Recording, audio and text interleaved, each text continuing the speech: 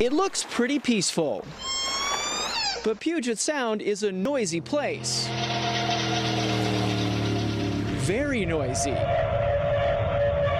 And that sound travels faster, louder, and further in the water than in the air. So sound travels extremely efficiently in water. Scott Veers is the coordinator for the Orca Sound hydrophone network. That's that clickety-clackety sound. A hydrophone is an underwater microphone, and we humans started listening to Puget Sound for whale calls on dark and foggy days when they couldn't find them visually about a decade ago, but quickly discovered that wasn't the only show in town. We found that ships were really dominating the soundscape, and the noise from ships was present most of the day. That's a big problem for the southern resident killer whale that hunts fish with sound. They sound out a click through their forehead and expect it to bounce off of a Chinook 10, maybe 50 or 100 feet away, and then listen to the echo from that little fish.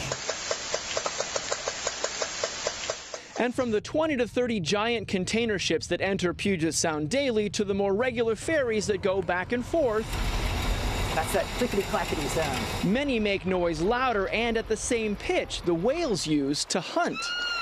If there were abundant salmon, which we wish there were here in Washington, the noise might not be a big issue. But when salmon is scarce, which they are currently, particularly the Chinook salmon that the killer whales love, noise is probably quite important. And while Canada has incentivized ships to slow down heading through BC waters, slowing them down can make the noise pollution last longer.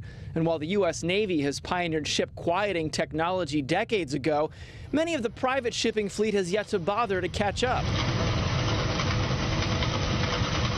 And there's much to learn about how whales respond to noise, but figuring it out could have huge paybacks in how to best help Puget Sound whales recover. A magic bullet could be noise. You know, there's a recent paper that suggests that if we decrease noise by 50%, we don't have to recover salmon nearly as much. But funding for research dollars is in short supply, and so is the timeline to save our orcas, which now only number 66 in Puget Sound. I'm Tim Joyce, Q13 News.